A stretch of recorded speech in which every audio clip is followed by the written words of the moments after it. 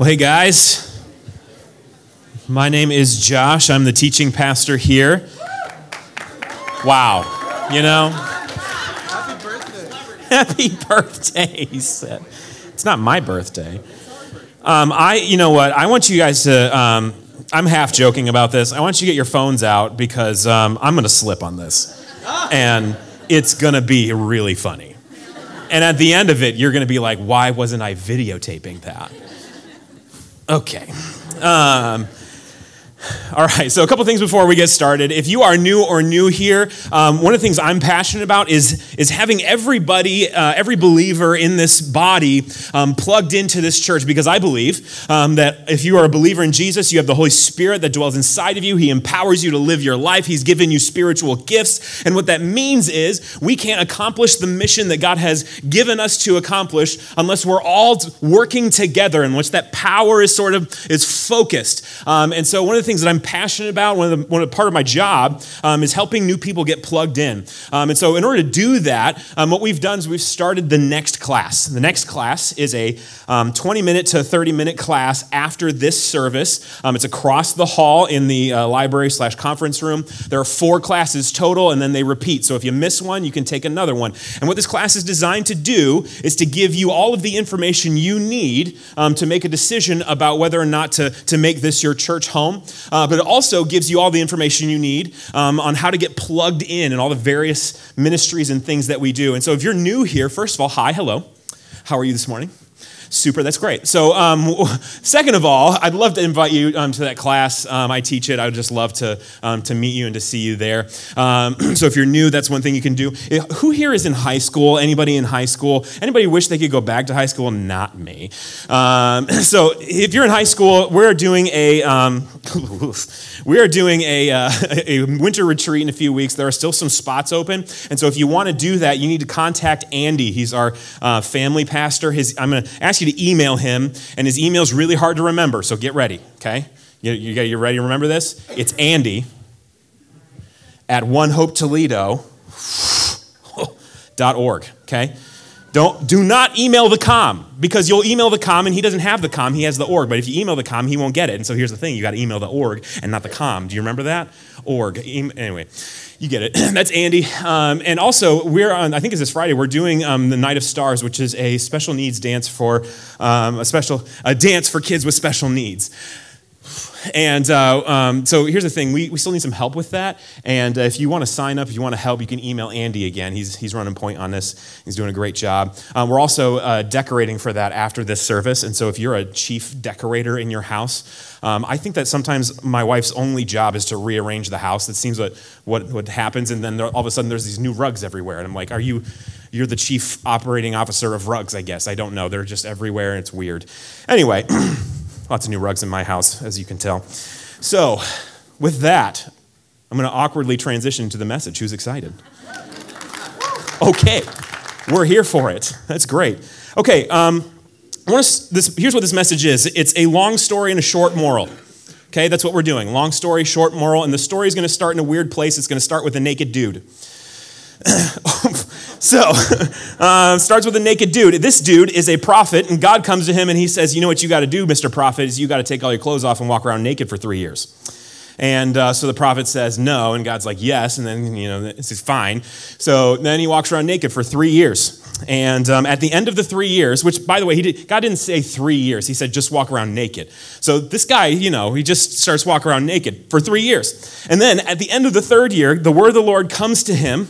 3 years for this word, okay? The word of the Lord comes to him and says, just as you are naked, so Egypt will be laid bare by Assyria. And the prophet says, well, gee, thanks, God. You could have just said that. He didn't actually, but that's what I imagine. That's what I would say. This prophet's name is Isaiah. He's a famous prophet, probably the longest. I can't remember how long Ezekiel is, but anyway, one of the most prolific prophets in the Old Testament. And this guy, he's a professional. This is what he does. He's a prophet. And so he delivers this word in the hearing of everybody, and everybody's like, oh, he's naked. That's why. And it makes sense. And then all of a sudden, people are like trying to put this together. What Isaiah is saying, he's predicting the future. What Isaiah is saying is that the two superpowers in the world are going to fight each other, and one of them is going to win. Can you imagine if you knew the result of the Michigan-Ohio State game before you went in? Like if Isaiah just appeared to you and said, guys, this year's the year for Michigan. And then we'd be like, oh, thank God. You know, the Lord is good. You just got to wait for it sometimes. Anyway, this is what Isaiah does, okay? Now, the guy that Isaiah is talking about, the king of Assyria, he looks like this. Can we throw his picture up there? Can anybody tell me his name? I'll give you $100. $100 if you can tell me who that is. It's Tiglath-Pileser. Come on. How did you not know that? We're going to henceforth refer to him as Tiggy because you're not going to remember Tiglath-Pileser. Tiggy. Let me tell you about Tiggy. A couple things you got to know about Tiggy. The first thing is that he was born at a time period in which all of the world was experiencing a rapid decline. Really weird. Historians are like, we still don't really know what caused this. But around in the mid-900s, there was a rapid decline in all of the major empires. And there are famines and droughts, and because of that, there's these wars being fought over good land that can produce crops, and people there's these mass migrations all throughout the ancient world. All this upheaval happens. And so during this time, the power of Assyria and Egypt and Babylon, these three sort of, can we throw the map up there just so we can all understand what we're talking about? These three powers, you can see Babylonia in the bottom right, Assyria completes the top of the triangle where the star is, and then Egypt to the left there. These are the three major powers, and because of this upheaval, they experience a decline. Now, in Assyria, in order to hold on to power, the Assyrian kings made a massive mistake. Their mistake was this. The governors of Assyria, who were governing the various territories, came to the emperor and they said, we want more power and we don't want you to have the power, so you need to give us more power. And he was like, oh, dang it, they're all against me. Okay, fine. So then he gives the governors power, and what he gave the governors power to do is to raise their own armies and command their own armies. And after that, they all hate each other, so they started fighting. And so what is it called when a nation is at war with itself? Does anybody know? A civil war. Assyria is cast into this civil war.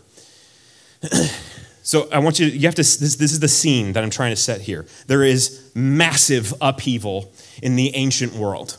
And on top of this upheaval, there's a civil war being fought in probably the most powerful nation at the time, Assyria. And it's into this time that our buddy Tiggy steps onto the scene. Now, Tiggy is a very decorated military general. He knows how to fight. This is his life. This is who he is. He is a fighter. He is a general. He's a warrior. He's a military expert. This is what he does. This is Tiggy.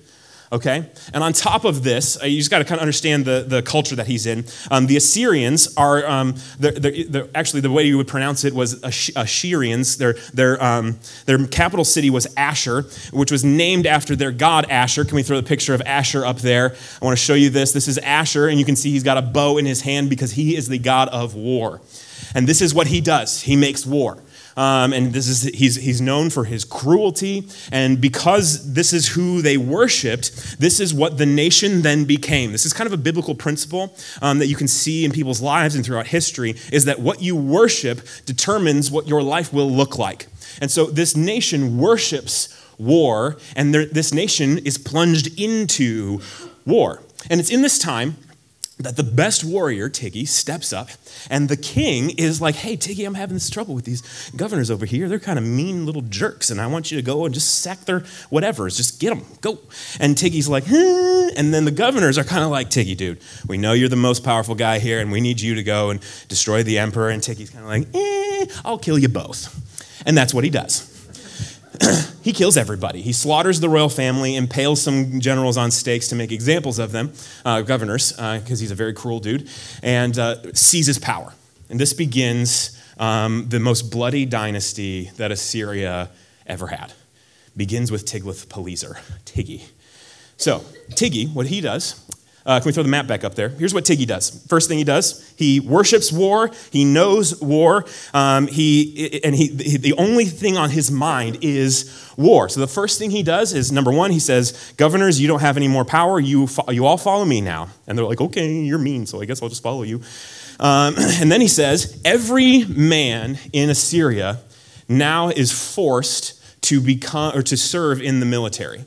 So this guy who worships war, who only thinks about war, has now just doubled the size of his army at a time when all of the nations of the world are plunged into this rapid decline. Assyria starts amassing men and weapons. It's kind of crazy. So the first thing then once he makes those changes, the next thing that he does is this kingdom of Mitanni right here up in the upper left.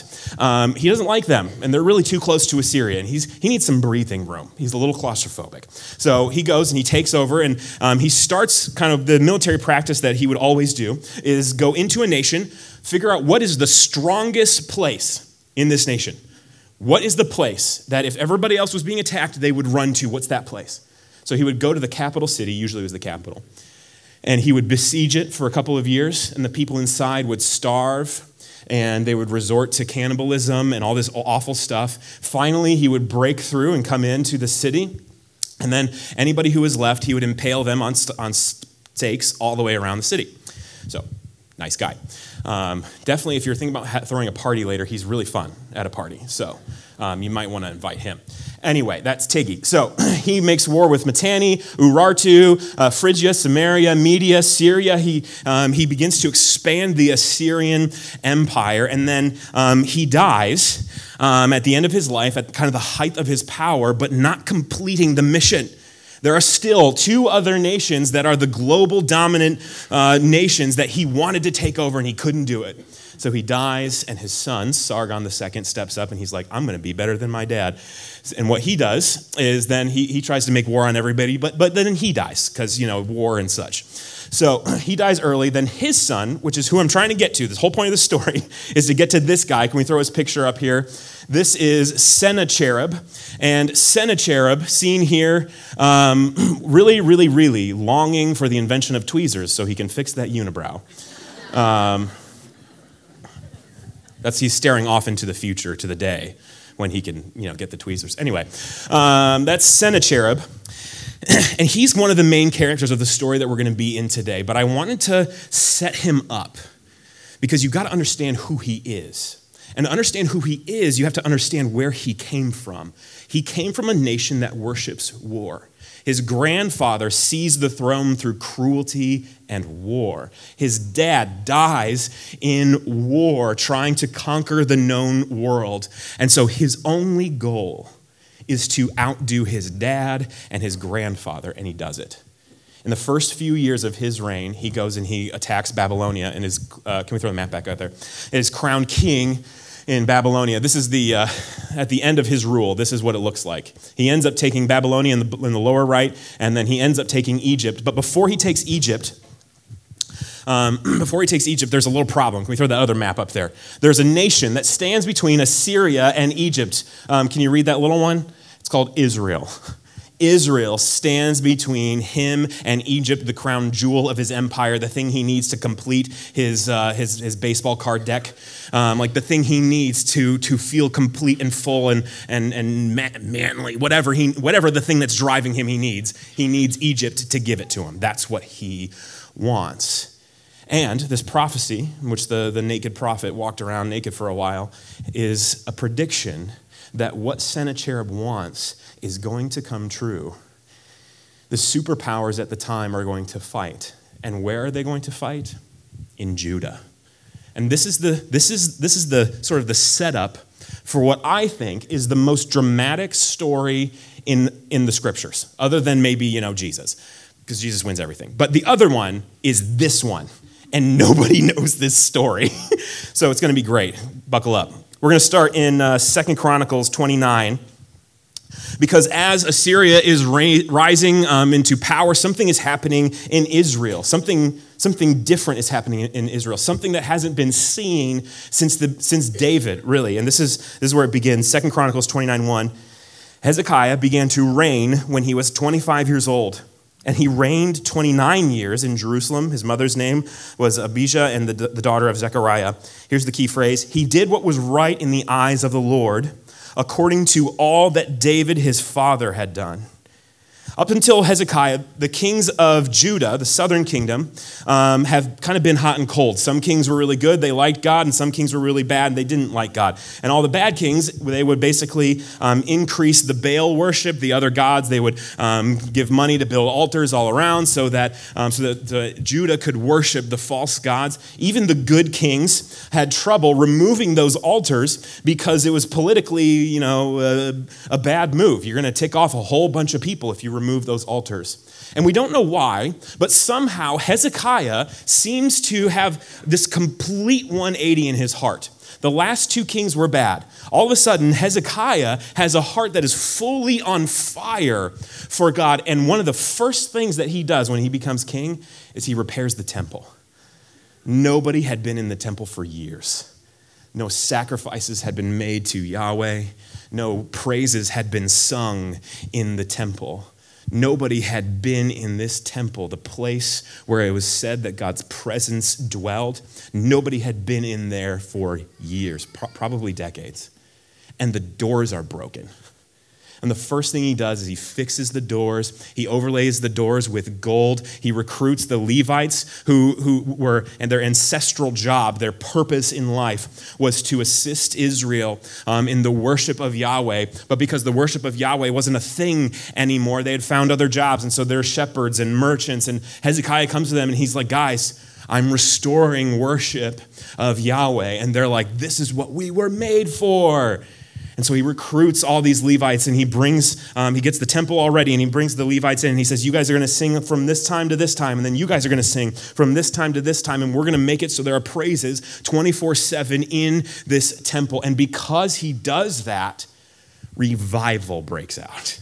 It is massive, the change that happens. He decides that they're going to celebrate this revival, this coming back to God, and they're going to celebrate the Passover. And so, without getting into all the details, all of Israel, to express their devotion to God, they bring all of these sacrifices, they bring these bulls and lambs, and they bring all of these doves and all of these peace offerings and all this stuff, and they bring all these offerings. And the line, it's like trying to get a donut from that one place that I can't think of right now. Krispy Kreme. You can get those at Walmart. Why are you going to that place? You have to wait in line for 6 hours. It's the same thing. These people, they want to make these sacrifices and show their devotion to God, but the line is 6 hours long because everybody's trying to do it. And there's this moment where Hezekiah's like, I don't have enough priests. This is nuts. And so he basically says, God, I know this isn't right, but we don't have enough priests. And so I'm going to get some more Levites to kind of help with this. Can you just maybe have some mercy? And God's like, heck yes, this is awesome. And so they recruit these other priests and they all make these sacrifices. And there's this massive display of devotion to the God of the universe. So many people flood into Jerusalem and they proclaim their love and covenant faithfulness to their God, their creator. And there's this massive revival.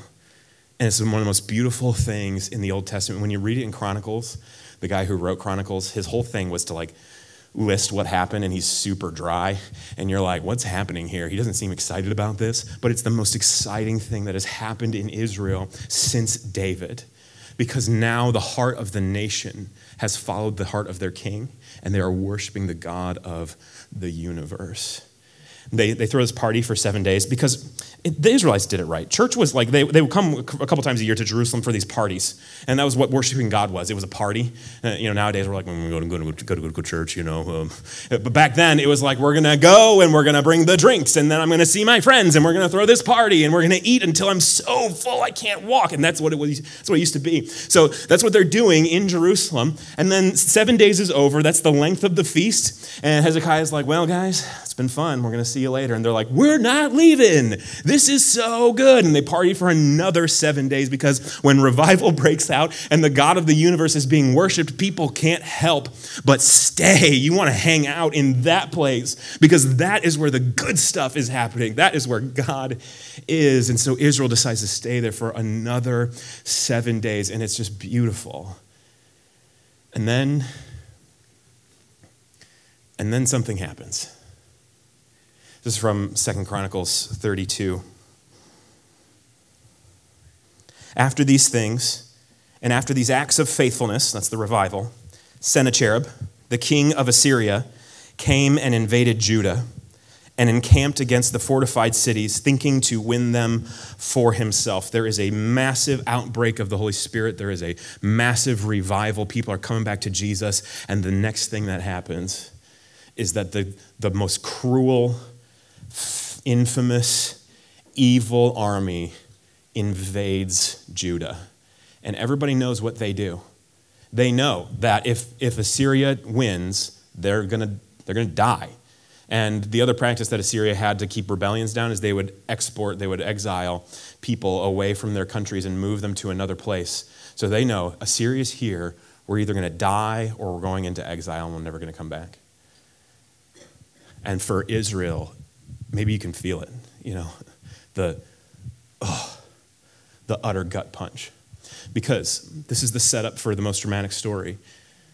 The most powerful nation in the world that worships war and has become war has now come against the nation that worships God and has come back to God. And Israel has this question: what's going to happen? I want to show you this. This is what Sennacherib's strategy.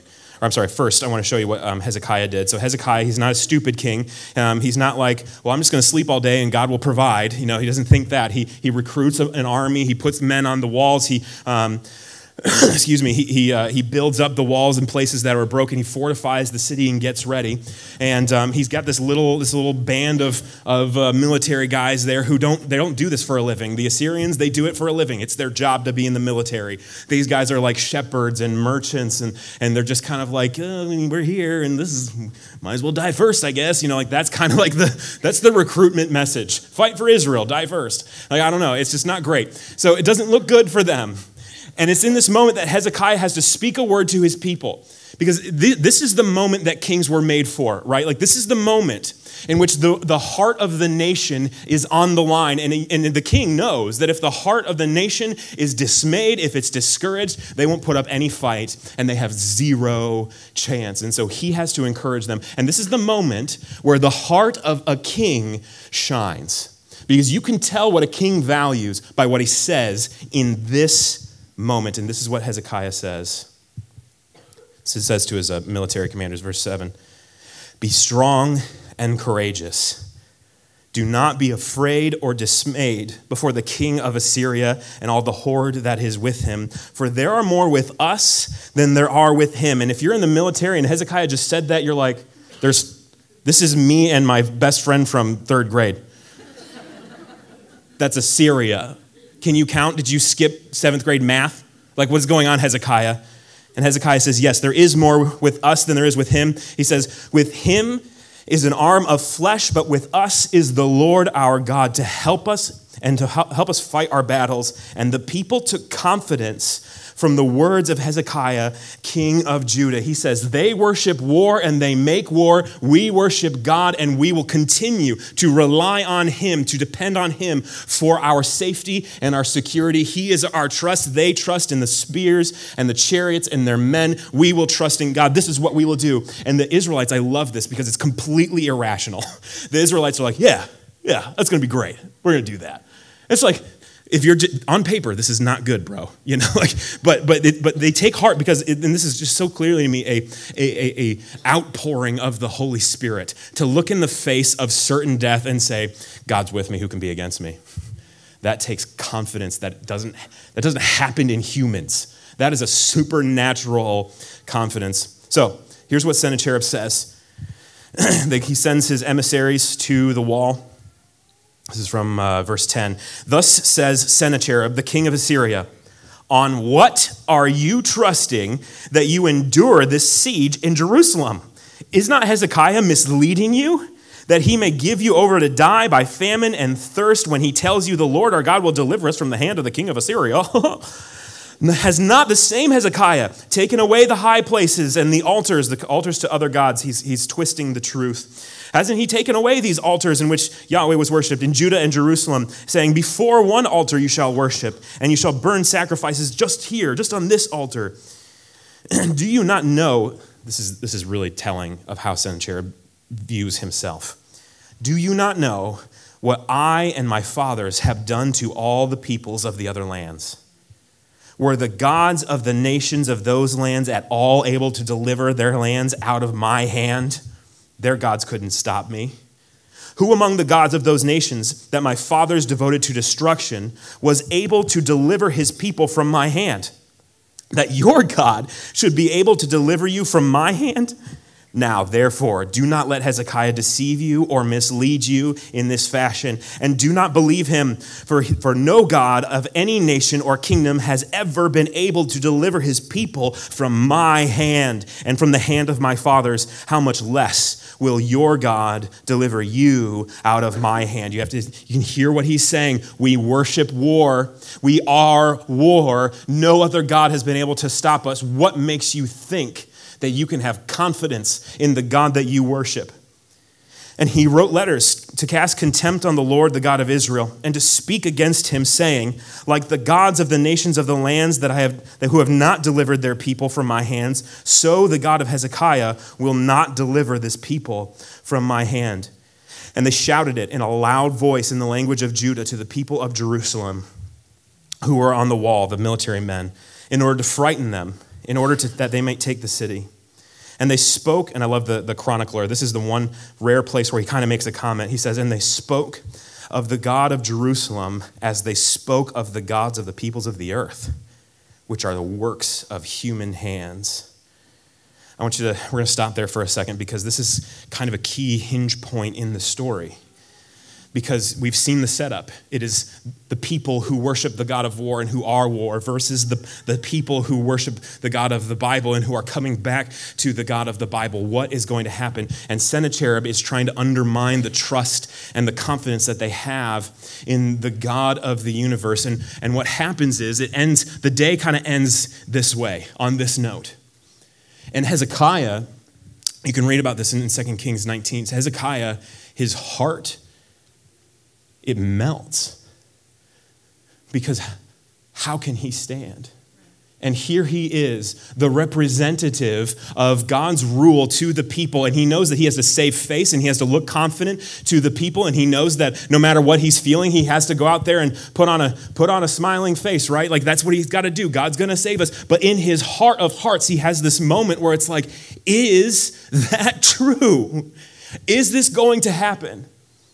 And he does the thing that everybody should do when you're faced with an overwhelming situation.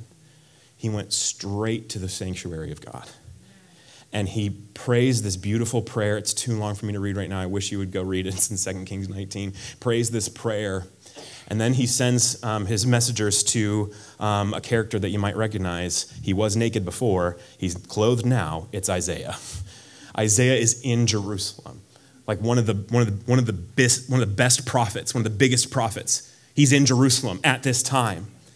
And the word of the Lord comes to Isaiah, and Isaiah says, Assyria is not going to come in this city. Assyria is not going to overcome Jerusalem. Take heart, Hezekiah. Be strong, because God is going to show up and he's going to win. And this is so relatable, right? Because I think we've all had this moment where it's like, this is an overwhelming force. I'm not going to overcome this. I am not going to overcome this financial situation. My relationships are falling apart. I don't know how to fix that. My career is falling apart. I don't know how to fix that. I don't know what to do. And this is the moment that Hezekiah finds himself in, and somebody, another Christian brother, speaks a word to him. They're like, God works all things for the good. And Hezekiah is like, words are powerful, don't get me wrong, because when God speaks, nations and worlds and stars spring into creation, but there are moments in this life where the best prophet can speak a word to you and it still doesn't do a dang thing. Because because what you see is stronger than what you believe. It doesn't record this, but I have to believe Hezekiah did not sleep at all that night. If I'm Hezekiah, I'm walking around the city and I'm saying goodbye to my friends. And I'm saying to the people that I meet, yeah, God's gonna save us. And if I'm Hezekiah, I'm like, I really hope that's true, you know? And this is not recorded in the scriptures, but if I'm Hezekiah, I'm not in the palace waiting for my destruction. I'm on the wall, because that is where I'm going to see what's going to happen. And you know, at least if I'm going to die no matter what, so you might as well just go down fighting, right?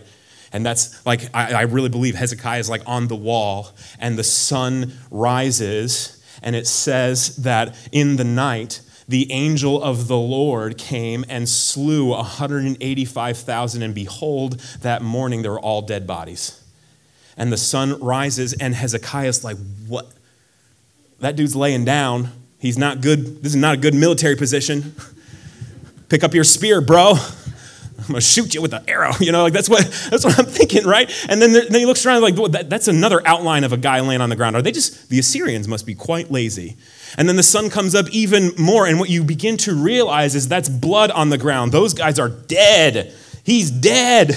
And you're like, what happened? And then what happens is I told you what happens overnight, but what happens in the heart of Hezekiah is he has this moment of realization in which he realized that the word of the Lord is true and it is sure. And even in those moments when you can't believe it, when it is hard for you to put your faith and your trust in God, even in those moments, God still shows up, because his love is not based on what you do or how much you did to earn it or your perfection or how good you look or how popular you are. His love for you is not based on any of those things. It is only based on the fact that he just loves you. And we have no idea why. It doesn't make any sense. But there's no mistake that we can make that will make us outrun the love of the God of the universe. And Hezekiah has this moment, and I have to believe that he is just a puddle of tears. Because when God shows up and he saves you, there's no other response that you can have. There's nothing that you can say to match the gravity of what just happened. All you can do is just melt into tears. And this is one of my favorite stories in Scripture that nobody really knows.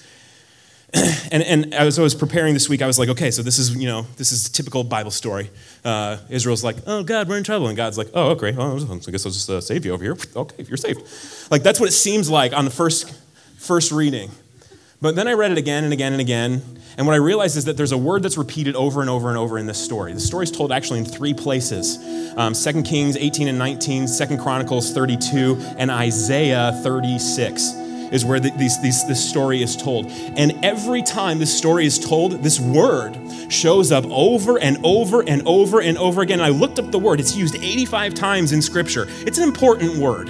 It's used 85 times in Scripture. Almost 20%, 1/5 of the time that this word is used is in one of these recordings of this story. It's like the authors are trying to tell you, hey, there's a moral to this story. It's the word trust. It's the word trust. And this is maybe the hardest word for us to believe when there is an overwhelming problem, because it is just natural and human to look at our problems and believe that what they are saying is more true than what the God of the universe has said to us. I want to close by talking about what trust is. Trust is all over the Scriptures, and specifically David talks a lot about trust. Like, there are those who trust in horses and the military. There are those who trust in their strength, but we trust in the Lord our God. The prophets are all about saying, you guys don't trust in Egypt, don't trust in Assyria, trust in the Lord your God. Solomon says, don't trust in riches, that's dumb. Solomon says, don't trust your own mind, don't trust your intelligence. Like, what you trust matters in your life. The Assyrians trusted in war and they became war. The Israelites trusted in the God of the universe, and who won? Yahweh saved them. Now, trust in the Hebrew is a little bit different than how we talk about trust now. They meant a little bit of a different thing. For us, when we talk about trust, I think we mean dependability, right? Like, you have kept my secrets in the past, and so I can trust you with this other secret. Or you have consistently showed up to work, and so I can trust you in this promotion, right? For us, trust has a lot to do with dependability, and that's true for them too.